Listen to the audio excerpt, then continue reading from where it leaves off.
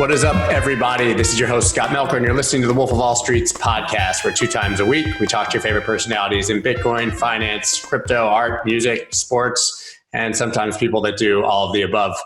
This show is powered by Blockworks Group, a media company with over 20 podcasts in their network. You can check them out at blockworksgroup.io. Now, if you like the podcast, you follow me on Twitter. You should check out my website at thewolfofallstreets.io. You can also sign up for my free newsletter there. So now that that's all done, let's get on to today's guest, which is my good friend, Sahil Bloom. Sahil's career began as a Stanford pitcher, although there's obviously more to him and a longer story than that, with hopes to play in the majors. Rather than stay on the field, he landed a home run in finance. He became an analyst in private equity and managed to make his way all the way up to vice president of a multi-billion-dollar firm. So he's also a strategist for a number of well-known companies, one of them being myself, the Wolf of All Streets team. So, Sahil, man, it's a pleasure to have you here. Thank you for taking the time out. Thanks for having me on, Scott. Really excited to be here, man.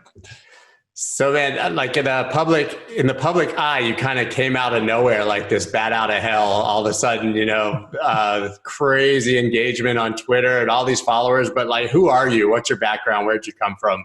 Yeah, absolutely, man. It's been wild, to say the least. The last couple of months have been a little bit of a whirlwind. But yeah, so to introduce myself, I guess, to the world a little bit here. So I grew up on the East Coast, Boston area, born and bred. Grew up, in an academic family. My dad's a professor at Harvard, always kind of academics first. That was everything. My sister was always like the smart one. I was kind of the like ne'er-do-well son that was playing sports. My mom is Indian, my dad's white. And so I have the classic Indian parent, always wanted me to go to medical school, thought I'd be a Rhodes Scholar or something someday. So I think I've been a disappointment in some ways. I became a DJ and went to an Ivy League school. Yeah, no, you know the drill, man. It's like you follow a non-traditional background and, sometimes parents don't quite understand it. But, was always really blessed to have my parents supporting me and in whatever it was. And ultimately found my way out to Stanford, was fortunate enough to get a baseball scholarship. Which was crazy because at the time, Boston area baseball, it's like freezing half the year. It's not a huge thing. It's not like California, Texas, where you have all these guys. So it was a big deal to me, to have an opportunity to go play at a place that had great sports, but also obviously the academics. So was able to make my parents happy with that side of it and kind of get both, a little bit of both worlds. So went to Stanford. That was back in 2009, and came out to California then and haven't left. Been out here now for the last 10 plus years, which seems crazy. It's just home now. But was there for 5 years, did an undergrad in economics, and then stayed on and did a master's in public policy. Had an awesome experience. Freaking beautiful.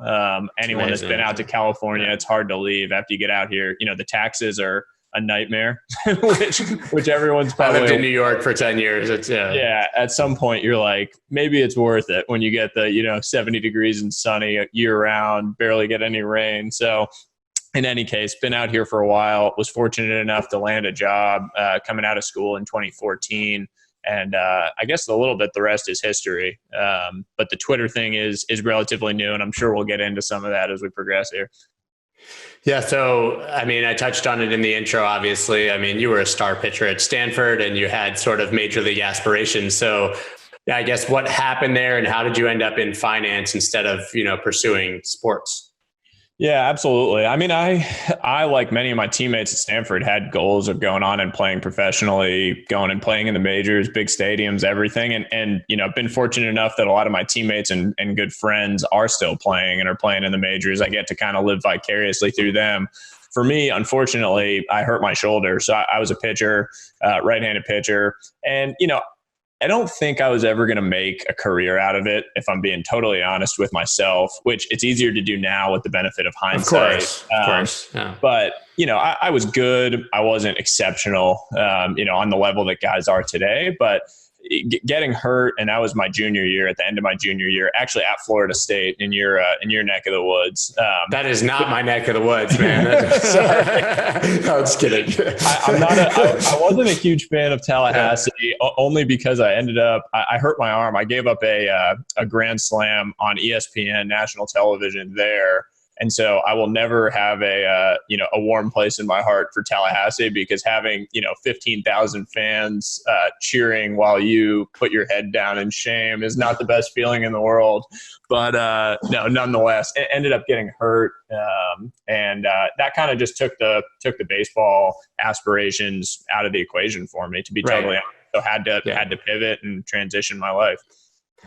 What was the experience of giving up that grand slam like? Do you think that that's something that's like resonated and taught you lessons moving forward, or was it just like a really bad day? Yeah, I mean, it sucks, man. Baseball, it's a little bit like life in that it's pretty solitary at times. And as a pitcher, you're on the mound, you're by yourself. It's like everything is just you. And so a moment like that happens, and the entire world feels like it's kind of collapsing on you. The funny part that came out of it, and I still, and shortly thereafter was able to laugh about, is like, you have all this outpouring of support from your friends and family. And this is true for life as well, when things go bad. But the next morning I was going to get on the plane to fly back to Stanford, and got a text from my best friend in the world, childhood friend.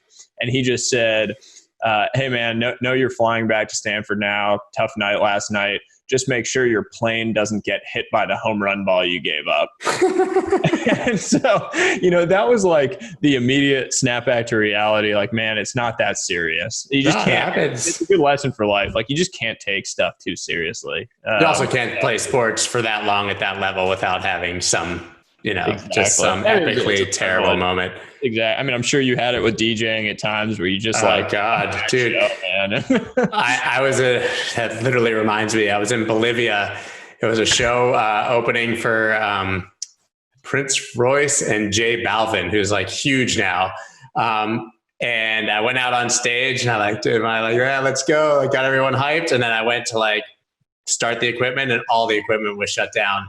And they could not get it to go. So I just stood there awkwardly for 10 minutes, like behind the sound guys, and ended up walking off stage and not playing at all. You got to just keep throwing up the yeah, let's go. There was nothing, like quiet background music while people laughed. It was horrid. So yeah, I mean, that's probably the worst. 'Cause I mean, it was like 25,000 people or something. Solitary life, man. Went pretty well. So I quit and went into trading. There you go. Not the exact story. But so you ended up in private equity, but I think like everyone I know who ended up in private equity, they have no idea really what that is till they get there, right? You apply for a job, and then you get there, and it's a complete holy shit trial by fire kind of experience. What was that like?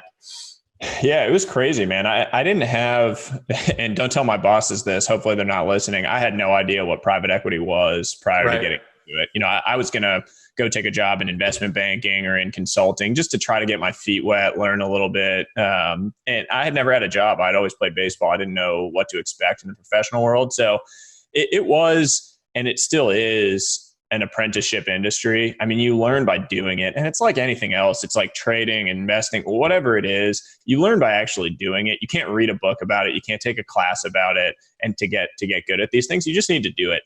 And so for me, when the biggest thing for me when I took this job was, this is a great group of people. I just immediately vibed with the people at the firm, and I could tell they really cared about investing in the future of the culture of the firm and building people up. And so it just struck me that these are the people, and this is the type of group that I want to be associated with, and the type of people that I know will want to foster me and champion my career. And so if I was prioritizing something, again, starting out or giving advice to someone, I would always say, just focus on that. Don't focus on what your salary is going to be at your first job or your bonus. It's like focus on people that are going to champion you in your career and be mentors for you. And so for me, that was what I did. And it worked out really well, because I was learning from the get-go. They were putting me in situations where I could learn, where I could grow, where I could get a little bit over my skis, because that's how you actually end up developing, is get a little uncomfortable, and that's how you develop. So that's interesting that you said that it was about the people, because I think that the general reputation of private equity isn't that positive, right? I mean, you're not wrong. I think people have a pretty negative perception of the industry in general. Can you talk about that, what you guys actually do, why it's not this devil industry? Yeah. And look, I think I don't want to, I don't want to say that there aren't bad actors in the world of finance or in the world of private equity. There's a spectrum in any industry, in any world. And frankly, I think a lot of the reputation of private equity comes from the early days of private equity. You know, the movies about it, Corporate Raiders, Pretty Woman. Yeah, exactly. Richard Gere. That's what everyone knows. That's what I thought private equity was for 25 years, probably. Was you go in and chop a company. Yeah, exactly. And it's totally reasonable. And look, in the early days of private equity, it was an untouched industry. There wasn't a lot of competition in it. So these guys were going and putting 95% of the purchase price when they were investing in a company was debt. 99% of the purchase price was debt. And so a lot of companies blew up. There was a lot of cost stripping. It was ugly, man. And there was an ugly side to it. And these guys got extraordinarily wealthy off of it. And so there's a lot that comes from that. And I think a lot that kind of came out of that. Now where you sit and you look at the private equity industry, it's really a spectrum. And you've got people who continue to be what I would call financial engineers. They're more focused on, putting debt on a business, real structuring and creativity around that. And they make their money off of financial engineering. The other end of the spectrum, which is where we sit and where I'm kind of proud to sit, is much more operationally focused. We try to drive returns off of earnings growth. And so the whole thing for us is about driving growth in the revenue of the business and in the profits of the business, but a lot more through getting our hands actually dirty in value creation. And so when you go in and invest in a business, you look at it and, when we talk about your business, you sit and you say, like, what are the growth opportunities for this thing and how can we help support that? And when we invest in a business, that's why we're doing it. We're not doing it because we think it can go do it on its own, because there are plenty of people that can do that passive. You go invest and just cross your fingers and hope it goes well. For us, it's all about what can we do? Why are we differentiated in our ability to get this from point A to where we think it should be? And that's how we do business. That's how I've enjoyed doing business. And the companies I sit on the board of, it's all about that. It's all about what strategic value add can we bring to take this business to the next level. So basically, you guys purchase a chunk, you go in, you run it better, and you improve the business, and which not nearly as sinister as I think what people think. Yeah, and there are people that may be taken in a sinister direction. I mean, it's again like anything of course, else. Like any. I mean, it's exactly. But in a simple way, because I always like to simplify things, as anyone on Twitter will attest to. We'll talk to that. It's like a house. I mean, you're like flipping a house basically. So you find the house. For us, you find the house that's on a good street, good neighborhood maybe, but the lawn is grown out. The shingles are falling off. There's a couple things that you can fix up to make the house a lot nicer, but it's got good bones. It's got a good foundation under it. So we go in, we buy the house, and you improve it. And a few years later, it had good structure and you fixed up some things on the margin, and all of a sudden the house is a lot more valuable. It's not dissimilar. It's basically exactly what we do. So people want to make it complicated. Private equity, what is it? What is it? But that's all there is to it, man. It's just you're investing and trying to improve the asset that you invested in. So you touched on it, obviously. You have an amazing knack for simplifying complex topics. It's kind of your thing, and it's the reason that people, I think, have been drawn to your Twitter account. You have the 101 series where you just basically create an example like this. First of all, what made you think of doing those, and how shocked were you when your first one got retweeted by Chamath and others and went absolutely viral? Yeah, to be clear, first it got retweeted by Scott Melker. So credit to you for kicking everything off. But yeah, so I guess just big picture, as I thought about the world of finance, I just have this sense, and I continue to have this sense, that this entire industry has insulated itself from disruption by overcomplicating things. Bottom line, like, for better or for worse, I live in this industry. So maybe I'm shooting myself in the foot to some extent, but right. Overcomplicating things protects the insiders, right? It keeps outsiders out. It keeps insiders in. And that status quo has made a lot of people a lot of money. And it's good for you if you're on the inside. But most people aren't. Most people are trying to learn, trying to build wealth, trying to help their families, friends, etc. And it's really challenging. It always just struck me like, why is my mom or my dad, both very educated people, why are they struggling to understand these concepts? And the reality is because no one is trying to help you. No one is trying to give these things to you in terms that you can digest, that are accessible, that you understand, because it doesn't serve their purpose. And so when I got back onto Twitter, I just thought, well, why don't I just be that service? Why don't I just break this stuff down in a way that literally anyone could understand, from a 5-year-old kid reading it in a little story to my parents, trying to understand what an ETF is because someone's pitched them on it. And it all kind of got sparked by COVID. There's this crazy surge of people looking for information on these things. I mean, you have the Davey day traders of the world, who I personally think is absolutely hilarious. And what he's doing in terms of growing the audience for these financial topics is incredible. But you have this brand new interest in finance, in money, and investing, in building wealth, a totally new generation of people that are looking to do it. And a group of people that need the basics, need the foundation and the foundation of knowledge that will allow them to build upon that and do the right things over time. And so that's kind of where I kicked off and just jumped into this world. And that was, 3 months ago. It feels like forever ago, but I think I posted my first tweet on it May 12th or so. That's crazy. So, and a crazy ride.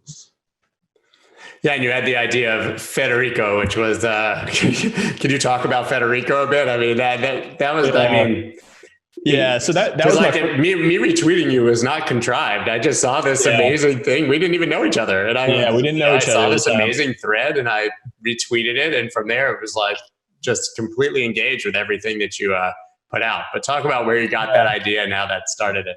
Yeah. So the Mr. Federico idea, which kind of kickstarted it all, a character I like to bring back now and then too. So, I was out on a walk and I kept getting texts. This is back in May. I kept getting texts from all my friends, baseball guys, family, like, what the hell is going on in the market? The economy is destroyed right now. We have massive unemployment, huge issues, total, blow ups of industries, et cetera, all these bailouts, but the market is just going up every day. I mean, we're in May now. So all right. April, it had been surging. May, it kept going up and everyone was like, what the hell's going on? Asking me because I work in finance, like I'm going to understand it. And I kept trying to explain, well, you have the Fed and they're doing this and there's, the Fed put, and no one could get it. It's just, and I don't blame them. It's like esoteric. Doesn't make sense if you're not in finance. Doesn't even really make sense if you're in finance, to be totally honest.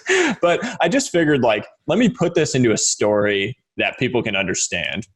And so I developed this little story of a marketplace in Renaissance Italy to just explain how a market works and how a market gets totally disrupted when you have someone that is kind of a buyer of last resort, basically. And that is what the Fed, the Federal Reserve is. And so I created this kind of, I think it's funny. Other people might think it's corny, Mr. Federico character to serve the function of the Fed in that situation. And I wrote it. It's funny. I wrote it on the floor of my garage. I came back from my walk and was like, oh shit, I have this great idea. Like, I need to just write this down. And so I sat down on the floor of my garage and wrote it out. I didn't really know you could do threads on Twitter. I just wrote it. And I came inside and I said to my wife, I was like, yo, this is going viral. Like, I just know this is going to go viral. This is a great thing. And, a day later or so, you retweeted it. Then Chamath retweeted it and it kind of just blew up from there. But man, it was definitely one that I called my shot on. Yeah, for sure. So why do you think, I mean, you kind of touched on it, the insiders versus outsiders, but like these concepts seem so difficult, but they don't even bother to teach them in school. Like financial literacy is not even a consideration. I mean, when I was a kid, they were literally teaching me like to eat complex carbs all day as a part of the food pyramid, like 5 hours a day. But I never even heard how to balance a checkbook, much less like these actual concepts. And I think, people as a result don't think that what's happening at the Fed affects them, or they think that these are just these huge concepts. And what does that have to do with me? I'm feeding my family, like you said. So, I mean, why do you think that financial literacy is not even included in our education? And how do we change that? Yeah, it's a huge issue, man. You're not wrong. And it hasn't changed, from when you were a kid to kids now. We're learning about, I tweeted about it and it, people clearly resonates with them, but like we're learning about mitochondria and isosceles triangles and the Qing dynasty. And like that stuff's all important. Don't get me wrong. I don't want to hate on any of it, But why didn't I learn about taxes? Why didn't I learn about basics of investing, dollar cost averaging? Like, why didn't I learn about balancing a checkbook or budgeting? I mean, it's really, really crazy that that's not part of your general life. Because if you think about what has impacted your life most in terms of it's money, care of your family and friends, that's it. It's money. Your entire life is about money and about building wealth and taking care of your family and friends. And that's what most people care about at the end of the day. You want your kids to have a better life than yourself. And what that comes down to is being responsible about money and investing from a young age. And so to me, I just think, frankly, the system, again, is set up to feed money into the hands of people who have historically had it. The whole system is designed so that you're paying wealth advisors, their fees that they're taking, that you feel like you need to outsource all of these areas of your life to someone that knows it better than you, quote unquote, because they have the jargon and they can talk to you about all the fancy terms. And at the end of the day, there are people trying to disrupt that. There's Wealthfront and Betterment and NerdWallet and, all these places where they've started trying to democratize financial education and investing and wealth creation, and they're starting to make progress on it. What I've noticed is, and it's a kind of a new learning for me, is that I think the content exists, but the distribution does not. And when I say that, what I mean is, if someone that follows me on Twitter, if they wanted to learn about ETFs, they can go Google what is an ETF, and there's stuff on Investopedia, there's stuff on NerdWallet, but for some reason it's not getting out to people. It's not getting to them in the way and in a format that they want it in. And so really all I feel I'm solving is the distribution. I'm somehow getting things to people in a way and in front of them in a way that feels digestible and accessible. And so if schools can't do that right now, and if the current technology environment or the different tools that exist can't do it right now, I'm happy to be the middleman that tries to do it. But functionally, we need something bigger, and we need real systemic change to make progress on this, because at the end of the day, it all comes down to propagating inequality. Right. But do you think that, I guess what I'm asking is, do you think that's purposeful, or do you think it's like incident, it's a coincidence that it's a byproduct of the way that it's always been? Or do you think that like they don't program it into schools because why would we want people to even know or understand these concepts? I stop short of thinking that it's anything nefarious. Right. You mentioned the complex carbs example. That's clearly one where like there was a big food lobby that clearly benefit from all of those campaigns. Fat, bad, sugar good. Yeah, that's exactly. I mean, and they killed millions of people, by the way. I mean, that led to a generation of people that, are overweight, obese because of those learnings that you grew up around. I stop short of thinking it's that. I think the awareness of the importance of it has not been there. And I think that is changing now. I mean, what I've noticed is more and more people are reaching out to me saying, hey, I'm working on this at my school. I'm a teacher here and we're starting to implement this. Or here's this program, this nonprofit I'm starting where we're going to be focusing on that and getting it into curriculum. So I think more and more people are doing this. I think the tools that are democratizing it are making progress and having people more aware. And I think we're at a seminal moment in history right now from COVID where you have a massive influx of people that care and they want to learn and they want to know more about investing. And, love or hate Robinhood and all the crap that's been going on with them, it's a ton of new people that want to learn, want to grow their money. They're not, maybe it's gambling and not investing, but they're trying to do the right thing. They're trying to make money and build wealth over time. And so to me, it's a great moment in time to actually make change and make progress on the financial literacy front, where you can actually get these things out in front of people in a way they digest it. So you think that part of it is this grand awakening as a result of this global economic meltdown? Like you say, people are calling you and asking you about it, but that may not have been the case a year ago, right? Yeah. I mean, you just have, it's in your face every day, like the disaster that is the real economy right now. No matter, I'll get into an argument of the stock market, right? Yeah, I'll get into an argument with people all day about the V-shaped recovery thing. The real economy is suffering badly.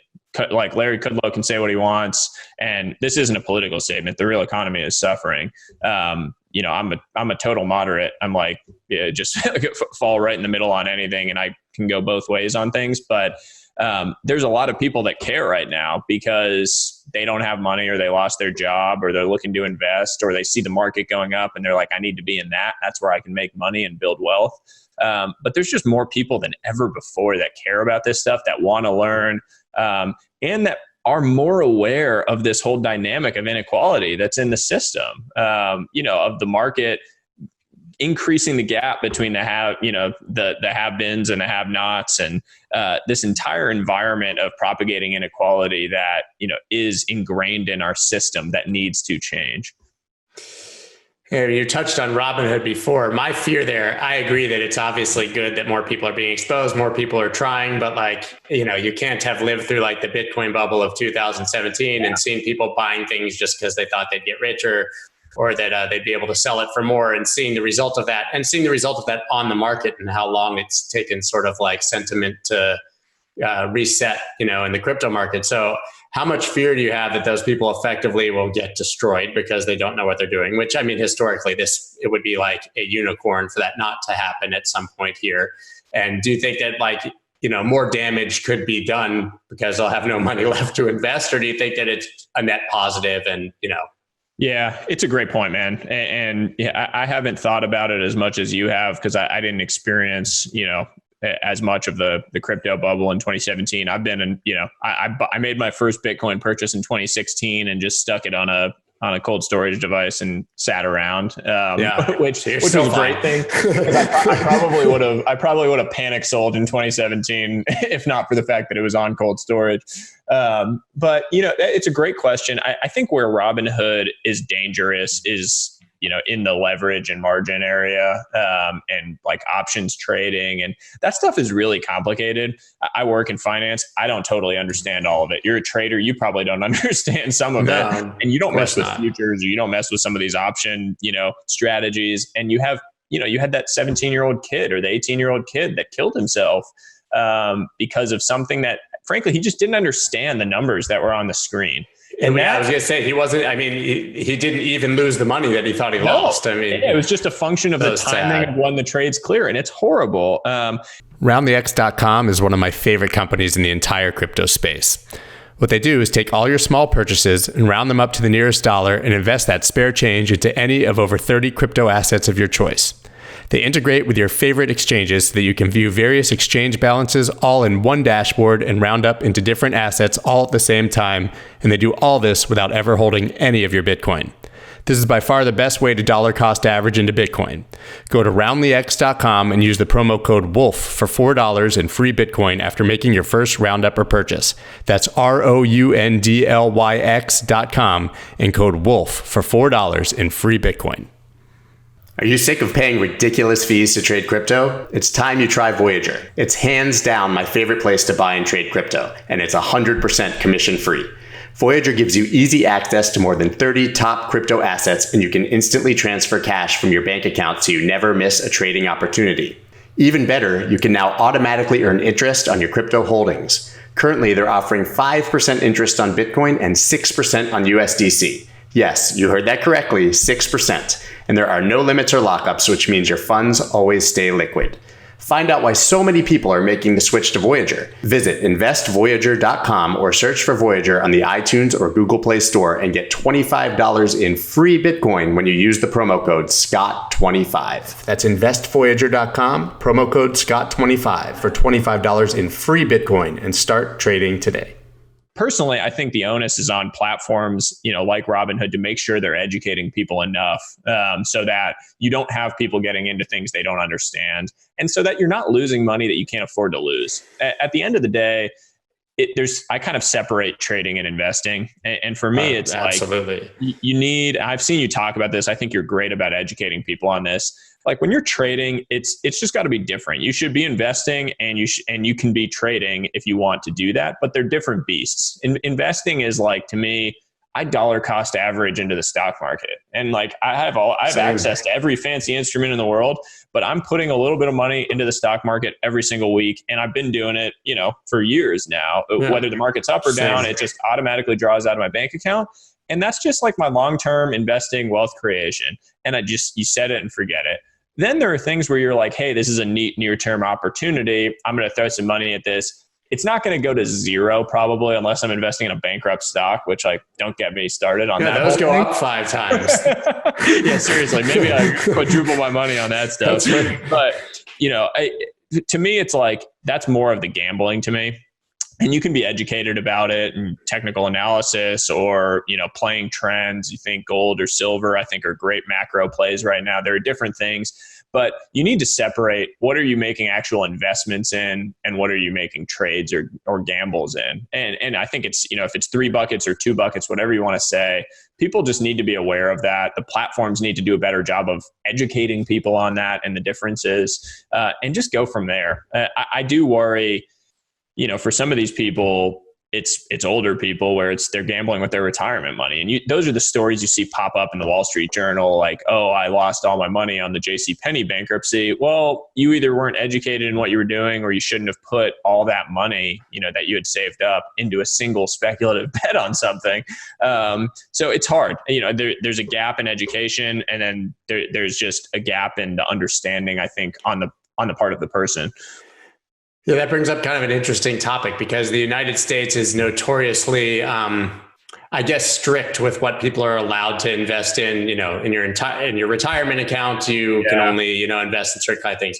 If you're not accredited and don't have hundreds of thousands or millions of dollars, you can't basically speculate on any new company. You can't participate in venture capital. So those systems theoretically are obviously set up to protect people from what you just said, but the argument is more often than not, I think, that they eliminate opportunity for people. The rich get richer, poor don't have the opportunity. So, do you think that we're truly protecting people with those kind of laws, or do you think that everyone should have the right to sort of, speculate in what they want?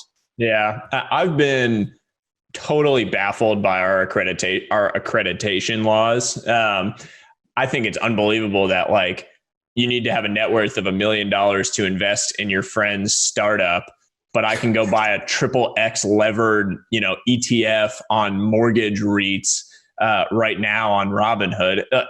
Which one is more speculative and a crazier risk profile? I don't know. You be the judge. I just think that is baffling to me. I understand the genesis of it in trying to make sure people are quote unquote educated. Frankly, a lot of those platforms that were set up for alternative investments over the last several years, things like realty shares or whatever they were on, the real estate markets, their entire business model was going to people that were uneducated but met the accreditation limits. So it was dentists, doctors, etc., that they knew would be interested in getting into these classes, but would also have $1 million net worth or the $200,000 income, whatever the number is. And so it just, I think there's a good instinct around the laws in terms of trying to make sure people are educated about what they're getting into. It is, as with many things the government does, horrible implementation and really poorly thought through. And again, not an anti-government guy all through and through, but sometimes, man, there's just things where you're like, this is just poorly done and not well. They did it with the unemployment extended benefits during COVID and people not wanting to go back to work because of how much they were making on unemployment. But they just don't think through the implementation. And so to me, it needs to be adjusted. I don't know whether it's a big boy letter of sorts where you have to read and sign a thing that basically says, I know what I'm getting into. I know it is highly risky.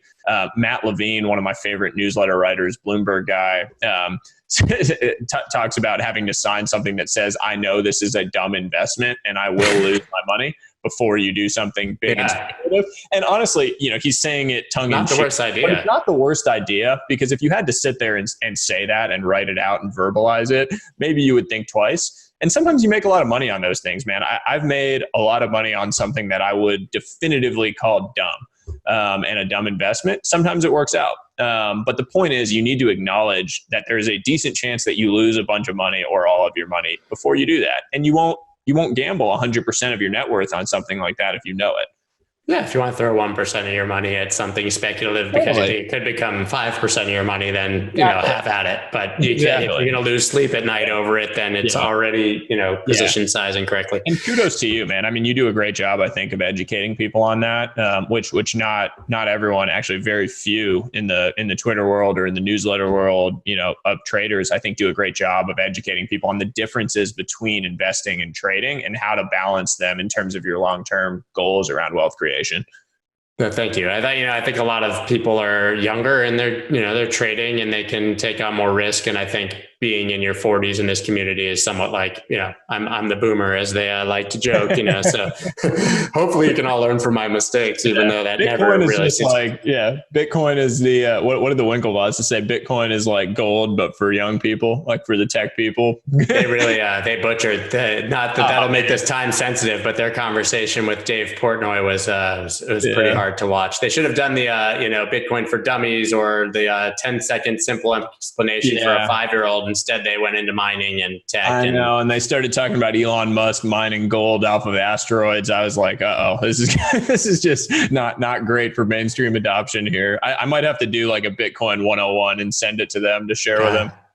I could hear like Eminem "Lose Yourself" coming on and tell the story of Mom Spaghetti and how they were just blowing it. That was kind of a bad moment. So you do a lot, obviously. So I mean, private equity is a full-time job ×2, right? And then you have private consulting. You obviously go to the gym and exercise. I wake up early in the morning and quite often have a telegram from you when it's like 3:45 in the morning, your time. So, I mean, how do you fit it all to your day? Do you ever sleep? I mean, what's the secret? I get this question a lot. So I don't sleep enough. I'll throw that out there just as a starting point. I don't have kids. That's my number one secret to my my schedule right now. Secret to my success. Everyone that asks me about this stuff, I'm like, look, I'm 29. I don't have kids yet. So I have time. My wife is incredible. She's incredibly forgiving and patient with me. She's also super busy. And so it makes for a good match in that regard because she lets me do my thing. She understands that like when I get passionate about something, I'm crazy OCD and I just want to go all in, whole hog, whatever it is. But look, I've always had this like kind of psychotic side to me where when I'm going in on something, I'm just going in on it. And if that means waking up and, at 3 a.m. and putting my head down on something, studying it every day, whatever it is, I'm doing that. And I was that way with baseball.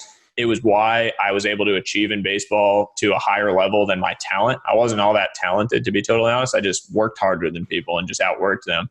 And I feel that way about life. I want to be known as someone that can be counted on. I want to be known as someone that just goes after their passions, bottom line. And to me, what I'm passionate about is, I love building businesses. I love creating value for other people in whatever it is. And I love learning.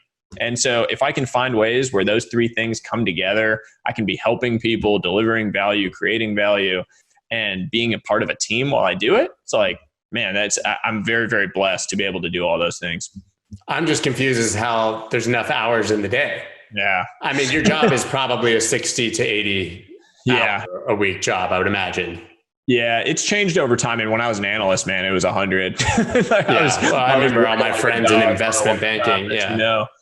You've got an analyst, or he's gonna be putting in 100 hours too. So it's tough, but over time you learn to kind of get better leverage on your time, and you learn to delegate where you need to and empower people below you to get opportunities. And then for me, it's just about prioritization. I need to figure out what are the things I really care about in my life. I really care about my job, so I know what I need to put in to be very good at that. I really care about this financial education stuff that I'm doing on Twitter, and so I'm spending more time on that than I otherwise would. We're also sitting in an environment and in a world, and I acknowledge this right now, where I don't have much going on socially. It's crazy. It is a great time to build, spend time on a passion project, build something, start a business, start an online side hustle, whatever it might be that you want to go after. It's a hell of a time to go do it. And you're not spending as much time with your family because of distance or wherever you are or COVID. I need to, and I'm not the best at this, I need to be better about making sure I take time to actually unwind, spend time with my wife, watch a movie, things like that I'll just get going on something. You're probably like this too. You get crazy about something and you realize like, man, I haven't spent time with my kids, or I haven't just sat down and watched a movie or had a glass of wine with my wife. And we all then you sit down to watch the movie with a glass of wine with your phone open on Twitter and taking notes on the things that are in your head, and you miss half someone's the movie. Talking crap to you on Twitter, and you're like, "What? Who said I'm wrong about inflation? Whatever." It's you have to really unplug every now and then and take the time to do it, I think. So speaking of the financial literacy education, which I know you're extremely passionate about, and Twitter has sort of been a launching pad for that, but I know that you have much bigger plans on, expanding that and sort of getting that message out to the masses. Can you talk about some of the other things you have going on? Yeah. So, I've been very fortunate to have some incredible mentors and people that have, expanded my platform. You included, frankly, people that have been champions for me along the way that I've met in crazy circumstances that are passionate about this same stuff. And so I don't have a specific vision in mind for where it's going to go, which is an uncomfortable position for me just to say it, because I'm a planner. I like to plan way out in advance. The nature of how this has gone, it's like, it's been 3 months and it's scaled to where it is. I can't predict 3 months from now because I just don't know. And so I'm hoping to do more media stuff, start spreading the message a little bit more in terms of platforms to reach people, whether it's through TV or podcasts, or I really have a passion to write a children's book, like an illustrated version of all of this, some of these stories. Yeah, it's amazing. For people, which I think would be a really neat project. I already have a lot of the stories, so it'd be fun to put them together in a way that made sense. But look, I've been very fortunate. It's been incredible to me to see the support from the community and people sharing my stuff. It's truly baffling. But I've had a lot of help along the way. So got to give credit to you and other people who have. Yeah, but you're a shoot your shot kind of guy, right? You're very bold, and you are. You're just not going to take no, or you're going to at least know that you tried. Yeah. Talk about Mark Cuban. So the shoot your shot thing has always been part of my ethos, who I am, man. I believe in engineered serendipity, if that makes any sense. I believe in the role of luck in your life. I also believe you have to put yourself in positions where luck can strike. And so, it all started when I started working. I knew I wanted to get into the office by 6:30 a.m. every morning. I wanted to be the first one in the office working hard. And so I'd get to the gym at 5. And that was right when it opened. And there's only about 5 or 10 people that are crazy enough to go to the gym at that time in the morning in Palo Alto. And one of those people happened to be Tim Cook, the CEO of Apple. And I didn't know who he was, actually. Funny story. I had no idea who he was. Didn't wear glasses in the mornings, whatever. Had no idea. So I would chat with all the people that were there every morning. 6 months in, someone says hey, that's the CEO of Apple, Tim Cook. And I was like, God, man, I had no idea. And so I kind of, I had built relationship with him. And he ended up becoming a mentor, becoming a friend, someone who's supported me to an unbelievable extent, way beyond what he's had to do. And a lot of it just came from this engineered serendipity idea. I just, I was grinding. I was showing up at the gym super early every morning. So it was lucky that I met someone like that. But at the same time, it was engineered luck. It was because I was working hard. And so you mentioned Mark Cuban. That's a recent example of, I saw that he was talking about running for president, or there was some talk of it. And I'm a big believer in people from real business backgrounds getting into office. I think that's the premise of our country and what our founding fathers actually intended. I think this whole idea of career politicians is ludicrous, and I want it to end. And so I saw it and I figured, okay, I'm going to shoot my shot here. So I guessed 3 email addresses, and I copied and pasted the same email and shot it off to 3 email addresses that could be his. No intention of, it working, but I was just figured, why not? An hour later, he emailed me back, a really thoughtful response. I had basically just said, hey, if you're running for president, I want to get involved. Tell me how I can help. He doesn't know who you are. You're literally could be any person. No clue who I am. His email address. I attached kind of my background to it. I just said, studied public policy at Stanford. So, I showed that I could be someone valuable here. Yeah, useful in some way, or at least thoughtful. And so I fired off this note. He responded pretty thoughtfully. A month later, he shared something of mine on Twitter, followed me. We were, DMing, talking about some of the financial education stuff, which he's very passionate about. And it was just another example of like, what was the worst that could have happened there? He doesn't respond. And I was totally comfortable with that outcome of him not responding because it's Mark Cuban. He's an unbelievably successful individual. Who am I? I'm a nobody. It's fine if he doesn't respond. There's nothing I lost from that whole thing. And the upside is much greater than that. The upside is you start building a relationship and a contact with someone that is extremely impressive and someone that you can learn a lot from.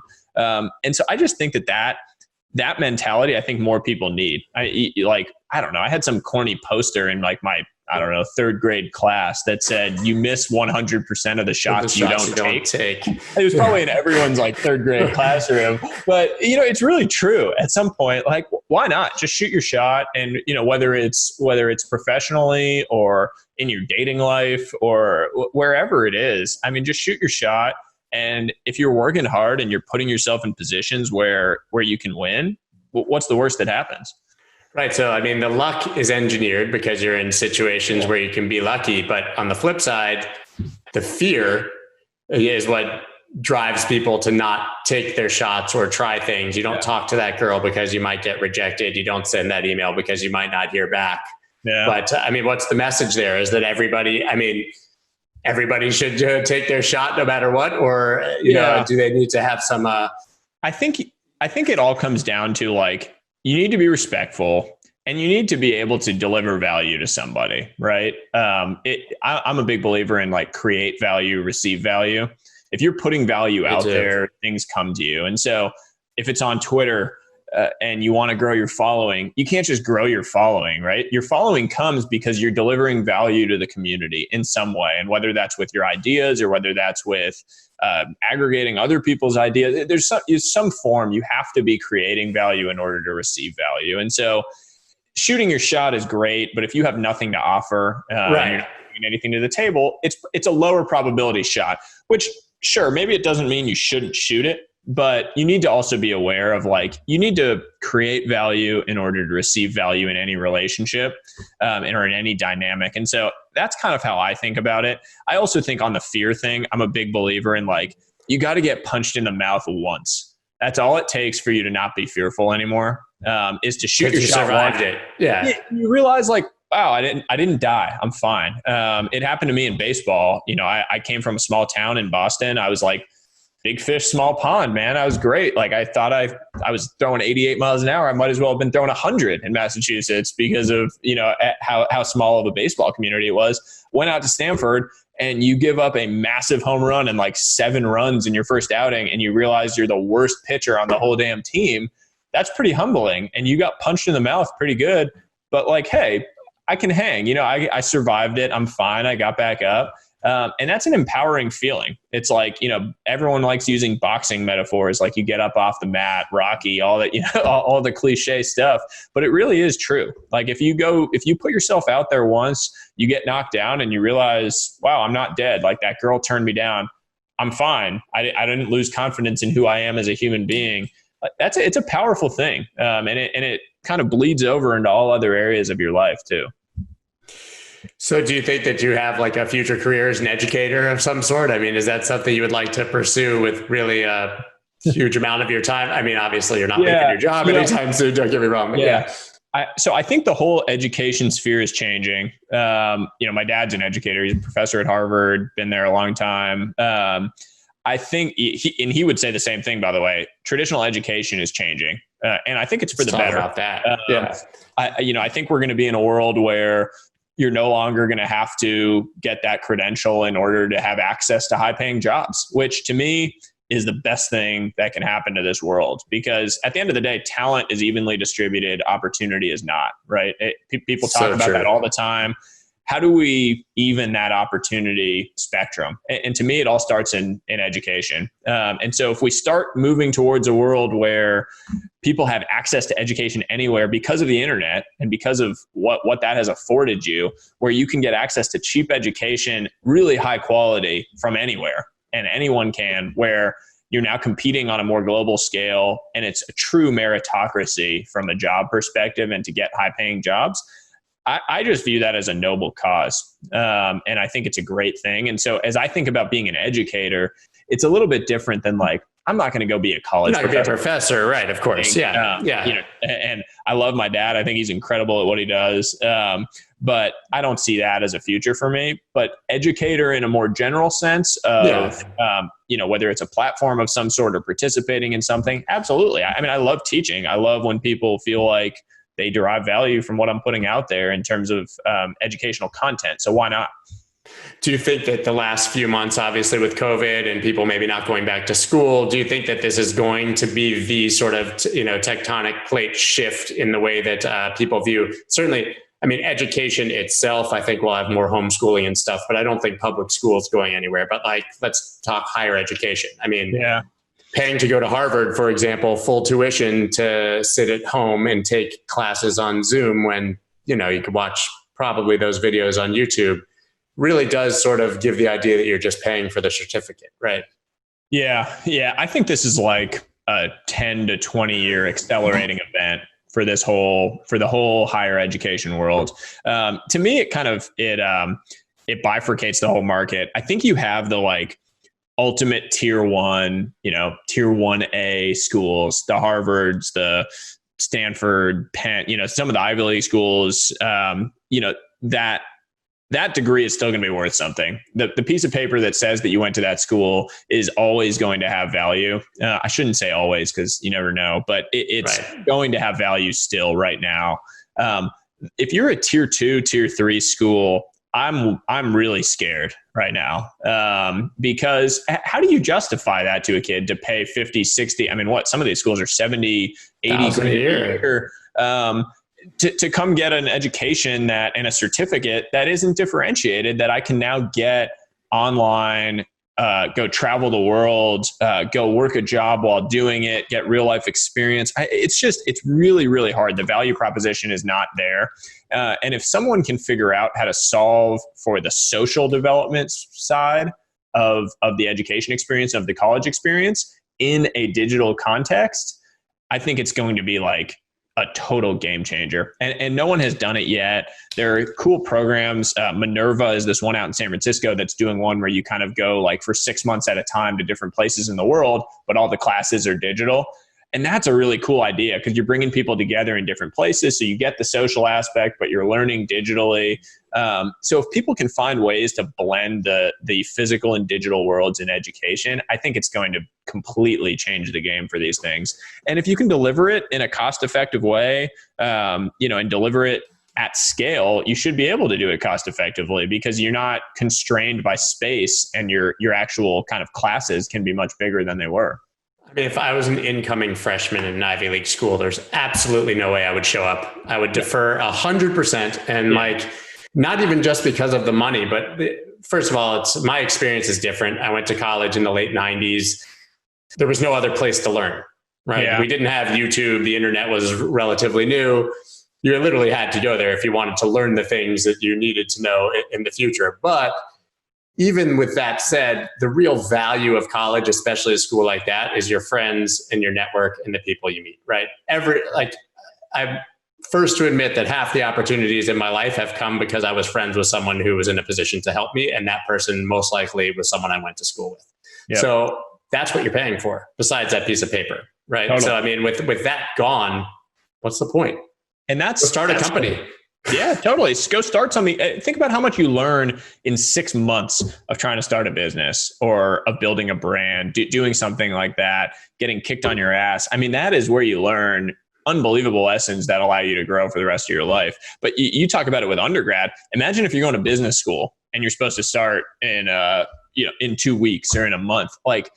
The entire value of business school is in being with the people and the network and the connections. And if you're telling me I got to do that over Zoom now with 30 people, there's no way I'm not deferring. And it's going to be tough. And, maybe people end up going to Harvard or Stanford Business School or Wharton. But if you're like a tier 2, tier 3 business school, how are you surviving right now? And how are you going to make your model work going forward? People just there needs to be a dramatic rethink of how this entire higher education sphere works. And companies on the other end of it need to be willing to hire people based on a true skills meritocracy rather than based off a piece of paper. And the tech world has made a lot of progress on it. And so I give them a lot of credit because coding is a universal language. And so it suits this well, because if someone can code and they're good, they're good. Yeah. It doesn't matter if they went to Stanford or if they didn't go anywhere and they grew up on the streets. If they can code, they can code. And it's like that in sports. And because if you're good, you're good. And it's getting to be like that in tech and in coding. But it needs to be like that everywhere. Like if I have the skills to succeed in business, or if I could be a CEO, or if I could be a manager really well, why do I need that piece of paper or that degree in order to prove that to you? Yeah, I was just going to say, I mean, if you're going to become a lawyer, okay, sure. But that's really a path. I mean, you're still going to learn the same case law regardless of the school you go to. So that's actually another example of a certificate that's a path to a better job, which is a path to a better future.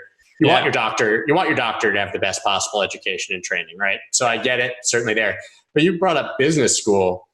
People go to business school so that they can get a job that pays twice as much 2 years after they started business school. You know what I mean? Or and 3 years. Yes, and to party. But like you learn more. People go to business school 5-6 years after they've been on the job most of the time. So it's a career move. Totally. They don't go to learn how to do business. They already learned that for 5 or 6 years. So, I mean, I like business school should be the first thing that would just naturally be eliminated here. Yeah. One of my good buddies is just a funny example of that. One of my good buddies, he actually didn't graduate from college. He had a slight kind of reading disability, and so wasn't able to graduate because of some of the testing requirements. But he is hands down the hardest working person I've ever met in my life. Just unbelievable work ethic. And he had this idea to start a company making mugs out of baseball bats, basically like carving out the inside of a bat so you could make kind of a customized bat mug is what he called it. Everyone called him, stupid, said it wasn't a good idea. He said, I'm betting on myself, invested his life savings to buy an engraver so that he could make customized versions of these things. Fast forward 3 years from then, he was doing several $1 million of sales through direct to consumer sales of these bat mugs. They became this huge thing for groomsmen gifts and wedding parties and cool mementos for Father's Day and things. And he's crushing it, running his own business. He had 15 employees. And he didn't go to business school to learn that. And I guarantee he knows more. He wouldn't have learned that in business school. No, because he learned it in the school of hard knocks, man. He learned it by doing it and banging his head into a wall and sleeping on the floor of his garage while he was trying to get orders out the door by himself. And he built a real business, and that guy could go teach a business school class. I mean, that is real business. It gives me chills thinking about it because of what he's done and how impressive it is. But it's like that is real business because he learned by doing it. He learned by actually getting his hands dirty, by the struggle of it.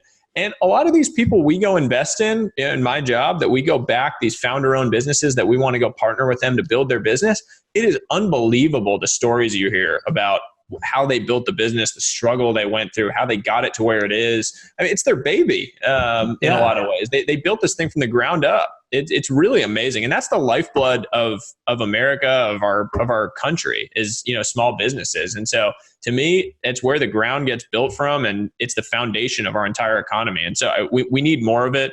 We need to reduce regulation so that more people want to get into business and want to do those things so that it's easier and not as much of a pain in the ass to go start a business. But man, it gives me chills thinking about those things, because you do not need to go to business school to figure out how to do all that stuff. I mean, it almost feels like at this point, college is moot unless you're going to become a professional. Unless you're on a direct, I went to the University of Pennsylvania and I was an anthropology major, right? I didn't learn anything. Help you in your DJing career? Yeah, and massively helped me in my future DJing career. So I went for the liberal arts education, the 90s version. You go to the best school possible, you get a well-rounded liberal arts education, you meet people, and it's a great experience. But there's so much more out there now, unless you have to go to become a doctor or you have to go to become a lawyer. I mean, like you sort of said, if you can find a hack for the social part.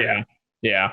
There are certain skills where you need to, and you want the person to have gone to the best. Want to be an engineer, I want the pilot to have gone to the best school, to the best flight school, right? There are things that I get it. The credential really matters. And I'm also, I'm cognizant of the fact that I've benefited from this system of Me too. credentialing. Right? Like I went course. and I got a good degree, and but I was privileged, and we need to be aware of the fact that we have privileges so that we can actually make the system better for people that didn't have those same privileges. I grew up, I said it, in a multicultural household. My mom is Indian, my dad is white. I grew up spending every single Christmas in India. And you see the fact that opportunity is not evenly distributed. The opportunities I had as a kid versus what a kid born on the street in India has are night and day. And it's not fair. And I didn't do anything to deserve that. And so what I feel is my duty is to try to make that a little bit better. How do you change that so that the system is not quite so stacked against people that aren't born on the right side of the tracks? So how do you change that? I think it starts with education. I think it's education. And that's why I come back to all this stuff. I think if you can evenly distribute educational opportunity, you can start to chip away at these problems. If you attack it too far down the road and you're trying to attack income and giving out money to people that are already, not able to have the basic level of education, it's really challenging. But if you can give good primary school and secondary school education to every child in the world, think about the difference that makes. We spend, I don't know what, not $900 billion, trillions of dollars on missiles and nuclear bombs and all this defense spending. What do we spend on making sure that every kid in America or every kid in the world has a great level of primary and secondary education? I mean, it pales in comparison. If we if we took a quarter of the money we spend on defense spending every year and make sure that every kid in America has a phenomenal education system, and phenomenal teachers and a system and infrastructure around them that promotes all those things, think about the difference you could make in the world. And so if we can be a small part of that, and if we can help that, and if I can donate to that or whatever it might be, support that, it's hugely beneficial to the world. I mean, you think about your own kids and your daughter, and the opportunities they're going to have versus a kid that doesn't have those same privileges. You want to live in a world where everybody has those same, the same rights. It's a basic right to me. You should have the right to, to receive education and the right to have those same opportunities as anybody else. You talk about going to India for Christmas every year. Actually, like in the exact same way, most defining moments of my life is my dad went on a lecture tour around the world for a device he had invented. And usually my mom would go on his paid business trips, but she had to stay home with my brother so he could take AP exams. So my dad took me. I was 13 years old and we went to India. And, we arrive at 2:00 in the morning. There's people sleeping everywhere. At that time, you didn't know when your loved one's flights were coming in. So people would just go camp out at the airport for 3 days. But the experience of walking out into that heat at 2:00 in the morning and having 50 kids run up to you and start begging, it was, it's humbling. I'd seen some things, but at 13, I'd never seen anything like that. Yeah. And it's overwhelming for a lot of people the first time they see it, because, you grow up in America or you grow up in Europe and, you haven't seen that degree of poverty and that degree of need and what it means and how it changes someone's life. I mean, my wife and I donate every year to this one. It's a single boy that we kind of pay for his school every year to make sure that he can get a great education. And to me, it's like, that's a tiny scale, right? I don't have the means to do it on some massive scale. I hope someday too. But the difference that it makes in his life, and to get to see every year what he's learning and get to, have him talk to us and teach us things that he's learning in school and show us his Legos and the different things that he's building. It's just unbelievable. And there's no better feeling in the world than feeling like you're impacting someone positively. Everyone loves making money. But there are diminishing returns to how good it makes you feel at some point. And so you have to do something to give back. And especially when you feel like you've been given all these opportunities in life through nothing you've really earned, just because of where you were born. I just think it's so important to really pay it forward. I couldn't agree more. So I know we're up against it here. So where can everybody follow you and see what you're up to in the future? Yeah, I'm at Sahil Bloom on Twitter, just my first and last name. It's an uncommon name, so easy to get the Twitter handle. Does everybody think your name is Sahil? Yeah, I get Sahil a lot. That's the most common one. It's more like a saw and then a hill. Right. I've never heard someone pronounce your name correctly. Yeah, first time is usually a tough one for people. I get it. All right, man. Well, thank you so much for taking the time. I think it's really enlightening, and that the topics are just incredibly important. And I hope that we can get to a place where financial literacy becomes the norm and not sort of this, concept that's like, learning calculus or something complex, and that we can continue to simplify it in the manner that you're doing. So thank you, man. I'm totally with you. Thank you for having me, Scout. Really appreciate it, man. That's dope.